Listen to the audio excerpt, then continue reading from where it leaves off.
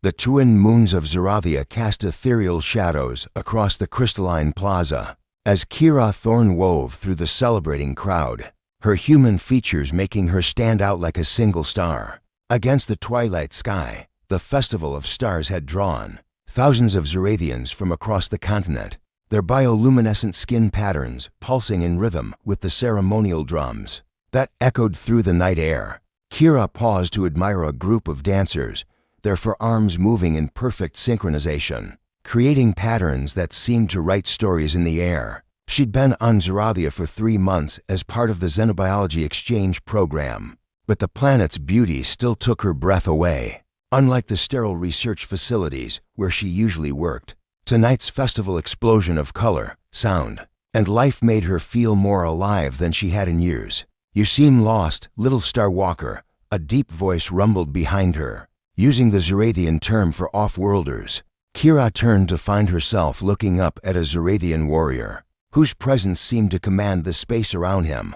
Unlike the celebrants, in their flowing festival robes, he wore form-fitting armor that highlighted his athletic build. His skin bore the deep indigo hue of the warrior caste, with silver patterns that spiraled across his visible skin like living tattoos. But it was his eyes amber with flecks of gold that held her attention. "Not lost," she replied in carefully practiced Zarathian, "just appreciating the beauty of your culture." His expression shifted from mild amusement to genuine interest. "You speak our language well for a human. Most of your kind barely manage basic greetings." "I'm a xenobiologist," Kira explained, unconsciously straightening her simple blue dress. "Understanding language is essential to understanding a species. And what have you understood about us?" He stepped closer, and Kira caught the scent of something like cinnamon mixed with ozone. "That you're a people of contradictions," she said boldly. "Warriors who create art, scientists who honor ancient traditions, a spacefaring civilization that still celebrates the movement of stars." The warrior laughed, a sound like distant thunder. "I am Nexer of House Valrine, and you are either very brave or very foolish to analyze a warrior to his face." "Kira Thorne." She introduced herself, extending her hand in the human custom before, remembering herself and offering the Zarathian gesture of respect instead, palm over heart. Head slightly bowed, Nexer's eyes sparkled with approval. "Come, Kira Thorne. Let me show you the festival as it's meant to be experienced, not observed from the edges like a cautious researcher." Against her better judgment, Kira found herself following the charismatic warrior deeper into the celebration. Nexer guided her through the crowd with surprising gentleness, his hand occasionally touching her elbow to steer her away from the more boisterous revelers. They stopped at a vendor selling traditional festival treats, and Nexer insisted on buying her a selection. Despite her protests, "The honey spheres are sweet like your earth confections," he explained. "But the spiced crescents might be too intense for human palates." Kira bit into a honey sphere and moaned softly at the explosion of flavors, not just sweet but complex, with notes she couldn't identify. Nexer watched her with an intensity that made her skin warm. "You're different from the other humans I've met," he said. "They usually keep to their embassy quarters, afraid to truly experience our world." "Maybe they're smarter than I am," Kira replied, licking honey from her fingers. "My colleagues say I'm too trusting, too eager to immerse myself in alien cultures." "Alien." Nexer repeated the word with distaste. "Such a cold term. Are we so alien to each other?" "Kira Thorne, we breathe the same air, stand under the same stars, seek the same connections." The way he said her name, with that slight musical lilt of his accent, sent an unexpected shiver through her. She was a scientist, she reminded herself. She was here to study, not to get swept up in festival magic and the company of an impossibly attractive warrior. They wandered through the night market, Nexer explaining the significance of various rituals and customs. His pride in his culture was evident, but so was his curiosity about hers. He asked thoughtful questions about Earth, about her work, about what had driven her to leave her home planet for the unknown.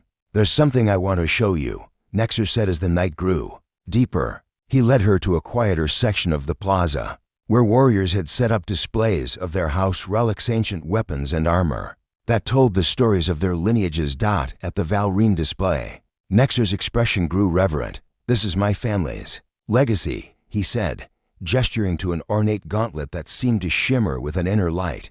The metal was unlike anything Kira had seen, appearing almost liquid despite its solid form. "It's beautiful," she breathed, leaning closer to study the intricate symbols etched into its surface. Nexer watched her genuine appreciation with something like affection. "Would you like to try it on?" he asked suddenly, the words seeming to surprise him as much as her. "Is that allowed?" Kira asked, knowing how sacred house relics were to Zorathian warriors. "It's just an old gauntlet," Nexer said with forced casualness, though his eyes betrayed the lie. "Besides, it hasn't responded to anyone in my family for 3 generations. Consider it cultural exchange." As he lifted the gauntlet from its display stand, Kira felt her heart race with anticipation, unaware that this playful gesture would change both their lives forever. The moment the gauntlet touched Kira's skin, the festival plaza seemed to hold its breath. What should have been cold, ancient metal felt warm against her forearm, almost alive. Nexer's hands were gentle as he fastened the ornate clasps, his fingers lingering perhaps a moment longer than necessary. "How does it feel?" he asked, his amber eyes reflecting the soft glow of the festival lights. "Strange," Kira admitted, flexing her fingers experimentally. "It's lighter than I expected, and there's this odd tingling." Her words died as the gauntlet suddenly erupted. In brilliant azure light, ancient symbols she'd never seen before blazed to life across its surface, spiraling up her arm in patterns that seemed to write themselves into existence. The metal began to shift and flow, reshaping itself to perfectly fit her human anatomy.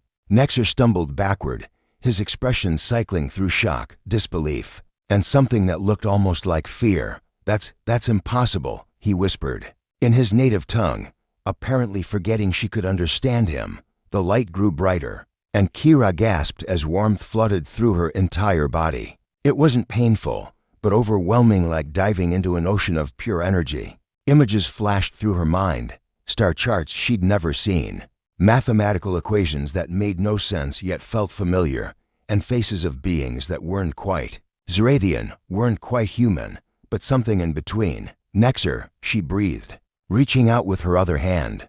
"What's happening to me?" He caught her as her knees buckled, his strong arms pulling her against his chest. Around them, other Zorathians had begun to notice the commotion. Festival goers formed a circle, whispering in amazement and pointing at the human woman whose arm blazed with their most sacred light. The Asharavel, an elderly warrior, breathed, pushing through the crowd. "The soul fire.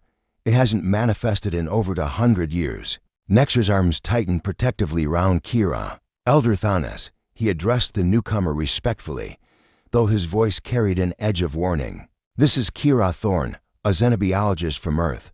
There must be some mistake." The elder's ancient eyes studied Kira with an intensity that made her want to shrink deeper into Nexer's embrace. "There is no mistake, young Valrine. The relics of the first forge do not err. This human carries the blood of the architects."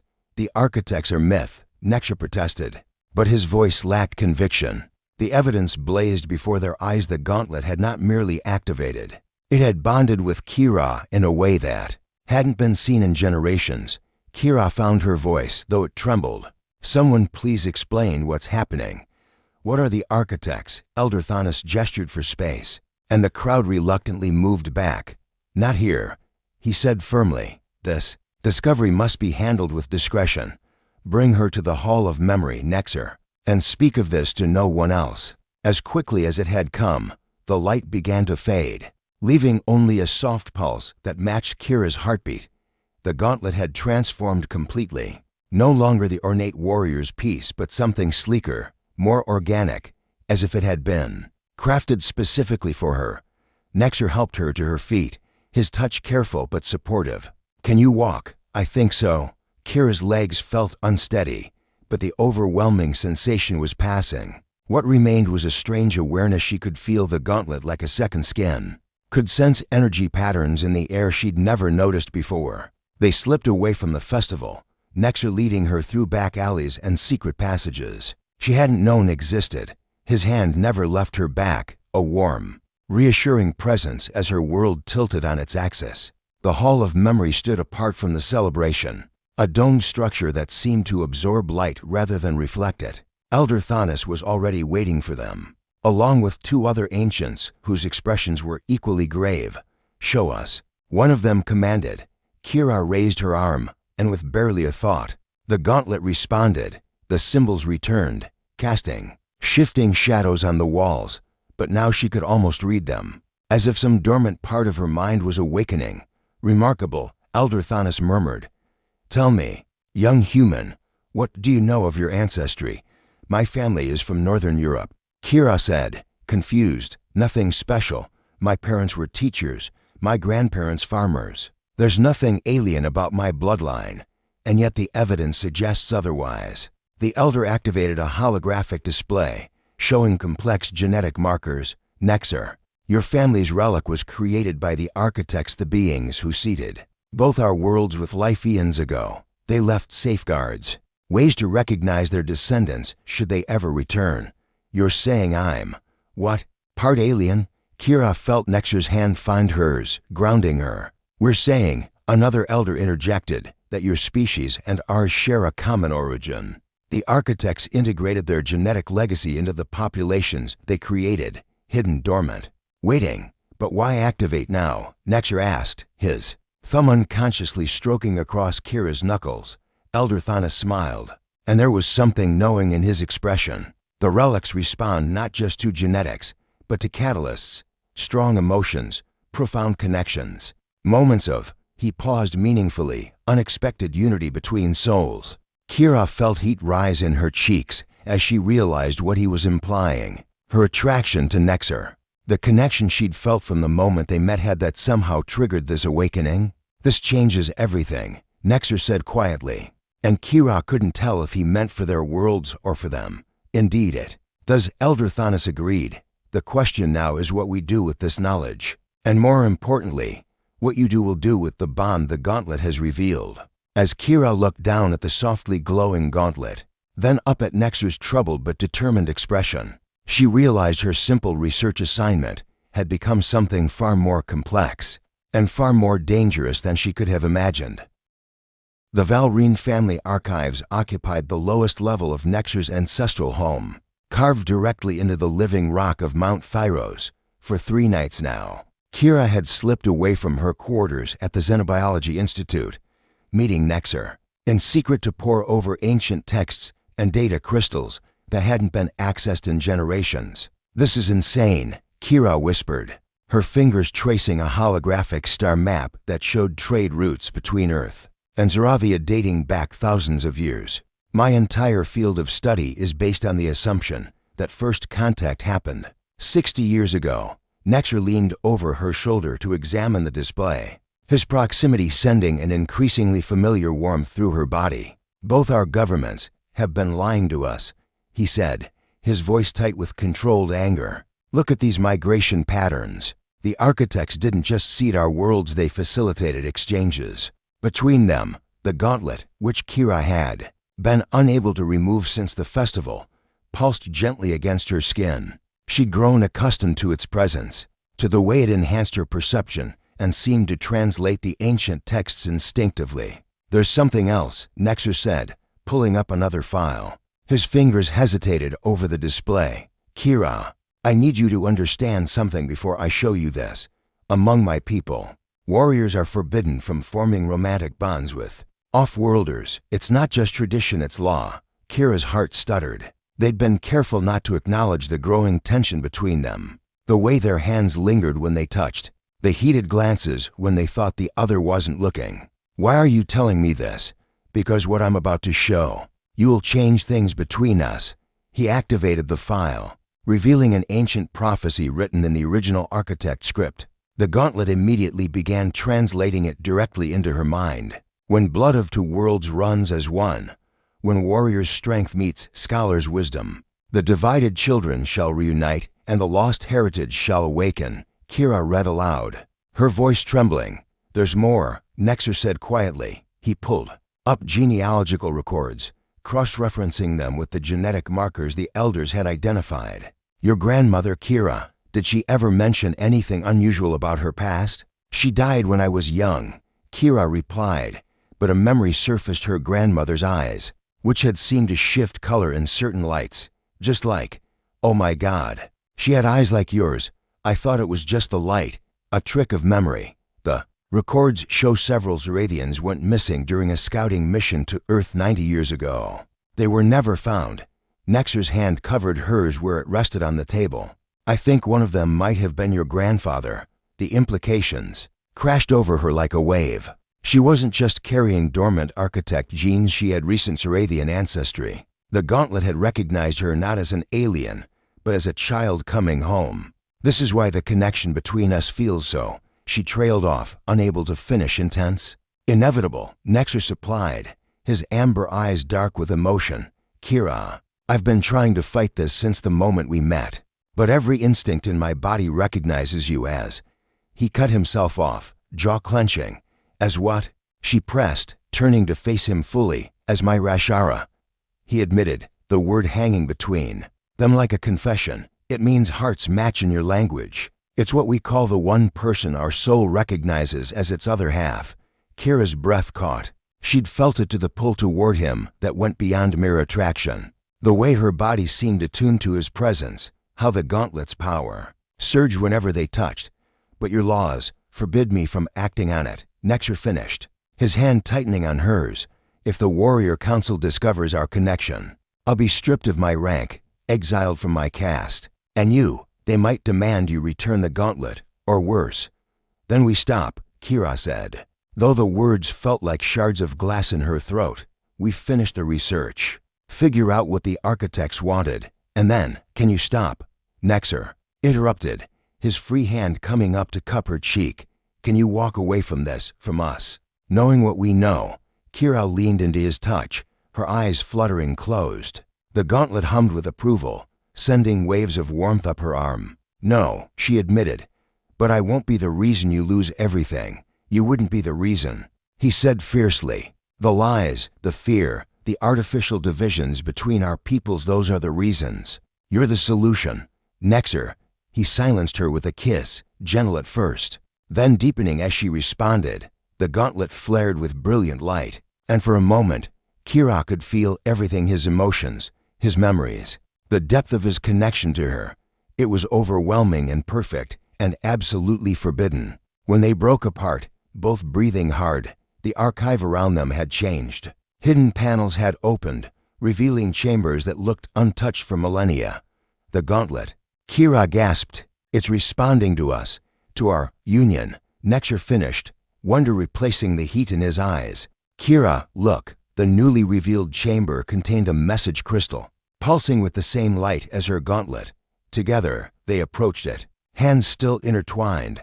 The moment they touched the crystal, a hologram sprang to life, a figure that was neither fully human nor fully Zorathian, but a perfect blend of both. My children, the figure spoke in a language that both of them understood instinctively. If you have found this message, then the time of separation has ended.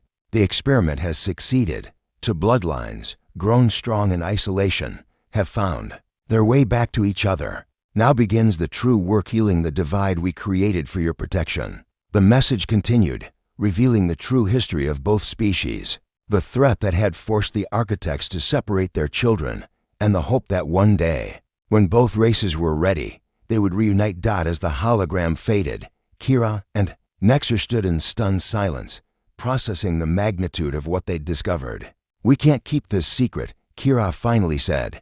No, Nexer agreed, pulling her close. But we can choose how and when to reveal it. Together, she echoed, knowing that whatever came next, their fates and the fates of their worlds were now irrevocably intertwined. The summons came at dawn, delivered by a warrior drone that hovered outside Kira's window like an accusation. She read the formal script with growing dread. Her presence was required at the human embassy immediately. No explanation, just an order that carried the weight of governmental authority across the city. Nexer faced his own reckoning. He stood before the Warrior Council, his spine straight despite the hostility radiating from the assembled elders. His father, Magistrate Vexar Valrine, presided over the hearing with an expression carved from stone. You have brought shame upon our house, Vexar began, his voice echoing in the chamber. Consorting with a human, allowing her to wear our most sacred relic, hiding her existence from the council, each offense alone would merit censure. Together, they demand exile. The gauntlet chose her, Nexer stated firmly. To deny its choice would be the true sacrilege. The gauntlet belongs to Zarathia. Council member Thrain slammed her fist on the table. This human has bewitched you, clouded your judgment. You will retrieve our relic and sever all contact with the off-worlder. I will not. Nexer's quiet refusal sent ripples of shock through the chamber. Meanwhile, Kira sat in a sterile interrogation room at the embassy, facing Director Marcus Webb, the head of Human Zarathian Relations. His cold gray eyes studied her like she was a specimen under a microscope. 3 months on this planet, and you've managed to create a diplomatic crisis, Webb said, sliding a tablet across the table. These are satellite images of you entering the Valrene estate multiple times. Care to explain? I was conducting research, Kira replied carefully. The gauntlet bonded with me. I needed to understand why. The gauntlet that belongs to one of Zarathia's most influential warrior families, the one that's now permanently attached to your arm. Webb's smile was sharp. Some might call that theft or espionage. You know that's not true. Kira felt the gauntlet pulse with her anger. I didn't ask for this. No, but you've certainly embraced it. Our sources say you've been accessing restricted archives, uncovering information both governments have worked hard to suppress. Webb leaned forward. Where do your loyalties lie, Dr. Thorne? With Earth, or with your new alien friends? My loyalty is to the truth. Kira shot back, something neither government seems interested in. Webb's expression hardened. The truth is a luxury we can't afford. Earth's position in the galactic community is precarious. We can't have one lovesick scientist destroying decades of careful diplomacy because she's fallen for a pretty alien warrior. Heat flooded Kira's cheeks. This isn't about, isn't it? Webb interrupted. We've monitored your biometrics during your encounters with Nexer Valrene. Elevated heart rate, increased endorphin production, classic signs of romantic attachment. You're compromised, Dr. Thorne. Back in the council chamber, Nexer faced similar accusations. The human has corrupted you, Counselor Thrain declared. Your judgment is clouded by base desires unworthy of a warrior. What I feel for Kira transcends base desire, Nexer responded, his voice ringing with conviction. She is my Rashara. The gauntlet's bonding proves what my soul already knew. Rashara? His father's voice dripped with disdain. You would claim a human as your heart's match? Have you forgotten everything our bloodline represents? I've remembered what it truly means. Nexer countered. The architects intended for our peoples to unite. Kira and I are proof of that destiny. You are proof of weakness, Vexar spat. Guards, escort my son to detention. He will remain there until he comes to his senses and retrieves our stolen relic. As guards moved to flank him, Nexer's communication device chimed with an emergency signal. Kira's biosignature, transmitted through their shared bond, showed signs of distress. No. He breathed, then louder. You don't understand. She's in danger. At the embassy, Webb had revealed his true intentions. You have 48 hours to remove the gauntlet and turn it over to Earth's Science Division. Our experts believe reverse engineering architect technology could give us the advantage we need. It can't be removed, Kira protested. It's bonded at a molecular level. Then we'll find a way to extract it, Webb said coldly. With or without your cooperation. Guards, escort Dr. Thorne to the medical wing. Panic flooded through Kira as two security officers moved toward her. The gauntlet responded to her fear, energy crackling across its surface. Without conscious thought, she reached through her bond with Nexer, sending a desperate plea across. The city dot in the council chamber. Nexer felt her terror like a physical blow. Release me now, he demanded, warrior training taking over, or an explosion rocked the building. Through the windows, they could see a pillar of blue light, erupting from the direction of the human embassy. The gauntlet's power, unleashed by Kira's desperation. She'll destroy herself, Elder Thonis gasped, recognizing the energy signature. Without proper training, that much power will burn through her human physiology. Nexer didn't wait for permission. He burst past the guards, his father's shouts following him as he ran. Nothing mattered but reaching Kira before the gauntlet's power consumed her. In the medical wing, Kira stood at the center of a maelstrom of energy, the gauntlet blazing like a captive star. The walls cracked around her, equipment sparking and failing. "I can't control it," she gasped as Nexer burst through the door. Embassy security helpless against the ancient power she wielded. "Yes, you can," he said, approaching slowly, hands raised. "I'm here, Rashara. Let me help you. Stay back. I'll hurt you never." He walked straight into the energy field, gritting his teeth against the pain. "We're bonded. Remember, your power is mine. Your burden is mine." His hand found hers, fingers interlacing. "Your heart is mine." The moment they touched, the chaotic energy stabilized, flowing between them in a perfect circuit. Together, they brought the power under control, the light fading to a gentle glow. In the sudden silence, Nexer pulled Kira against him, both of them trembling from the effort. "We can't keep living like this," she whispered against his chest. "Hiding, fighting our own people." "No," he agreed, pressing a kiss to her forehead. "It's them." The Grand Assembly Hall had never hosted a gathering quite like this.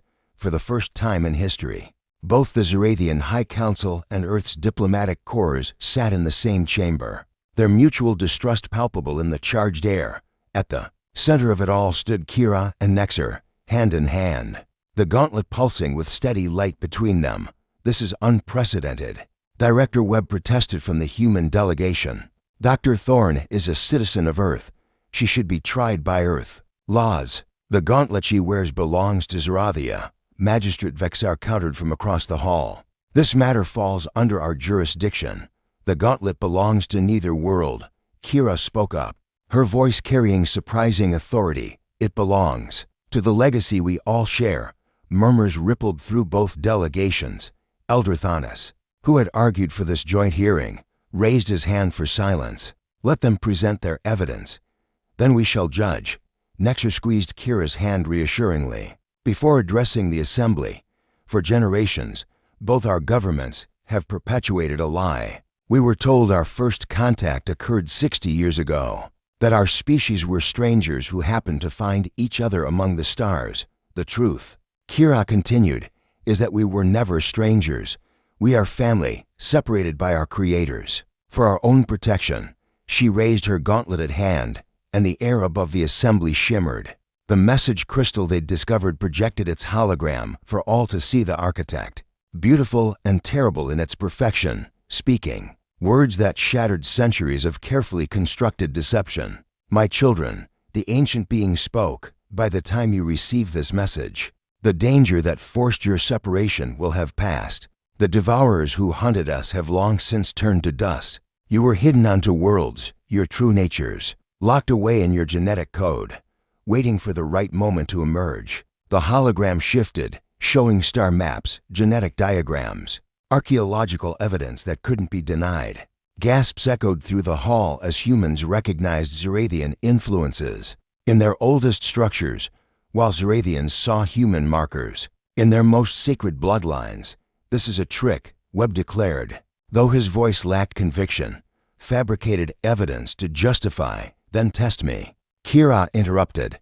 She pulled a small device from her pocket, a medical scanner she'd borrowed from the embassy. "Test my blood against your genetic databases, not just for human markers, but for the classified files you keep hidden, the ones labeled anomalous genetic variants."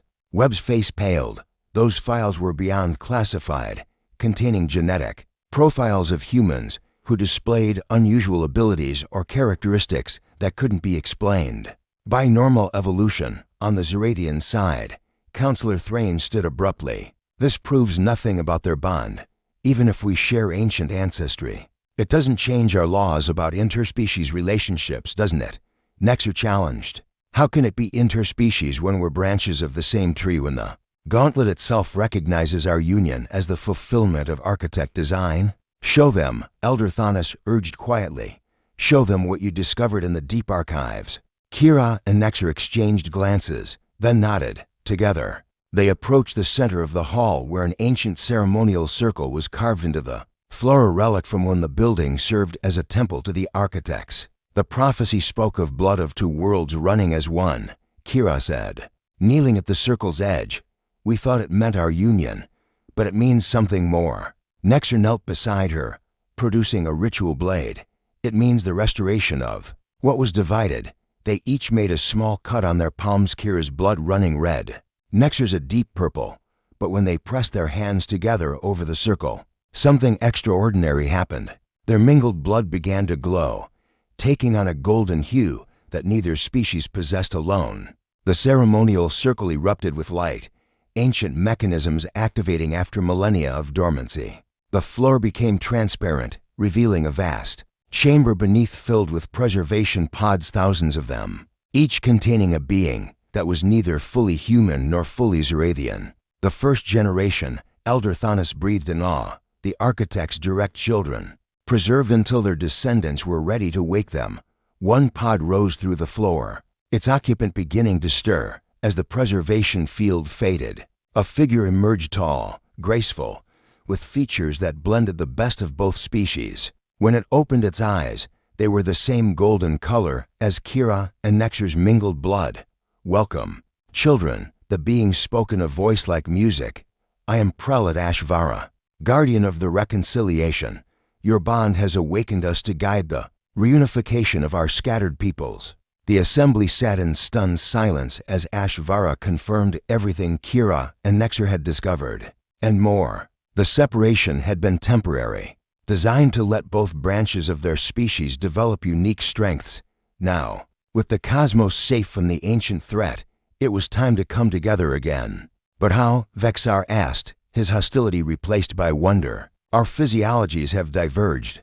Our cultures are different notes in the same symphony. Ashvara replied, observe your son and his chosen. They have found harmony despite your artificial barriers. All eyes turned to Kira and Nexer, still kneeling with joined hands, their bond visible as threads of light between them. I call for a vote, Elder Thanos announced, all in favor of recognizing the bond between Kira Thorn and Nexer Valrine, and beginning formal reunification talks between our peoples, one by one. Hands raised first among the progressives, then moderates, and finally, even the traditionalists couldn't deny what they'd witnessed. The measure passes, Thanos declared. May this be the first step in healing the divide. As the assembly erupted in discussion and debate about the implications, Kira and Nexer slipped away to a balcony overlooking the city. The twin moons were rising, casting the same ethereal light as the night they'd met. So, Kira said, leaning against him, we changed the galaxy. What do we do now? Nexer turned her to face him, his amber eyes warm with love and promise. Now, we live the life the architects intended, together, openly, without fear. I love you, she whispered, the words feeling like a declaration of war against everyone who'd tried to keep them apart. And I love you, my Rashara, he replied, sealing the promise with a kiss that tasted of starlight and new beginnings. Above them, the stars seemed to pulse in approval, bearing witness to the first of many unions that would heal the ancient divide. The galaxy would never be the same. And in Kira's opinion, that was exactly as it should be.